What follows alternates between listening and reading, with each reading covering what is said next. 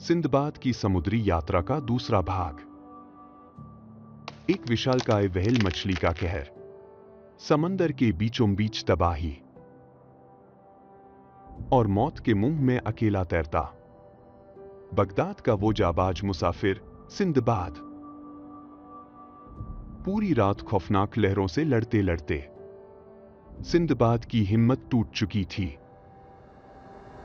भूख, प्यास और थकान से उसका शरीर बेजान हो रहा था और जीने की उम्मीद खत्म हो चुकी थी। लेकिन तभी समंदर की एक ऊंची लहर ने उसकी किस्मत पलट दी और उसे लाकर पटक दिया एक ऐसे अनजान टापू के किनारे जहां मौत आसमान से उड़कर आने वाली थी। सुबह जब सिंदबाद की आंखें खुली तो उसने खुद को एक बेहद शांत और अजीब टापू पर पाया। वहां दूर दूर तक न कोई इंसान था न कोई जानवर। सिंदबाद जैसे तैसे खड़ा हुआ और टापू के घने जंगलों की तरफ बढ़ने लगा।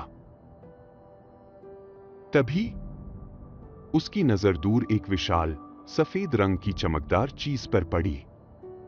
जब वह उसके करीब पहुंचा तो हैरानी के मारे उसकी आंखें फटी की फटी रह गईं। वह किसी महल के बड़े गुंबद जैसा दिखने वाला एक इंसानों से भी बड़ा विशालकाय अंडा था। सिंदबाद अभी उस अंडे को छूकर देख ही रहा था कि अचानक दिन के उजाले में घोर अंधेरा छा गया। आसमान से एक ऐसी भयानक चीख गूंजी जिसने सिंदबाद का दिल दहला दिया। ऊपर देखने पर मालूम हुआ कि वह कोई बादल नहीं बल्कि एक दैत्य जैसा विशालकाय रॉक पक्षी था। उसके पंख इतने बड़े थे कि उन्होंने पूरे सूरज को ढक लिया था। वह खूंखार पक्षी सीधे अपने अंडे की तरफ बढ़ रहा था और अपनी जान बचाने के लिए सिंदबाद तुरंत उस विशाल अंडे के पीछे छिप गया। रात का सन्नाटा छा चुका था। वह विशालकाय पक्षी अपने अंडे पर बैठकर गहरी नींद में सो गया। सिंदबाद जानता था कि इस अनजान टापू से जिंदा निकलने का यह उसका आखिरी और इकलौता मौका है। उसने एक बेहद खतरनाक कदम उठाया। सिंदबाद ने अपनी पगड़ी का लंबा कपड़ा खोला और दबे पांव जाकर खुद को उस विशाल पक्षी के लोहे जैसे मजबूत और भारी पैर से कसकर बांध लिया। अब वह शांत होकर सुबह होने का इंतजार करने लगा। सुबह होते ही रॉक पक्षी एक भयानक चीख के साथ आसमान की तरफ उड़ चला और उसके साथ ही सिंदबाद भी हवा में हजारों फीट ऊपर उड़ रहा था।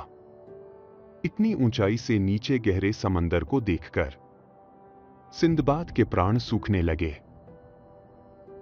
कुछ देर बाद वह पक्षी एक गहरी, पथरीली और खौफनाक घाटी में नीचे उतरा।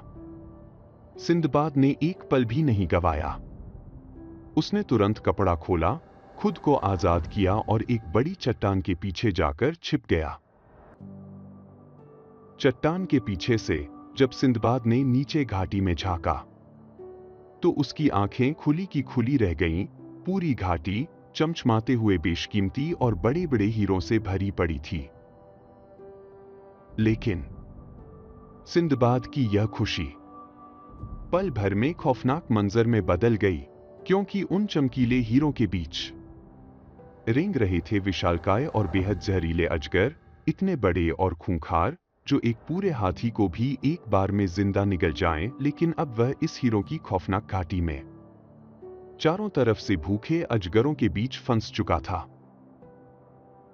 आखिर क्या हीरा पाने का लालच सिंदबाद की जान ले लेगा? क्या सिंदबाद इस खौफनाक घाटी से जिंदा बच पाएगा? जानने के लिए अगला भाग जरूर देखें।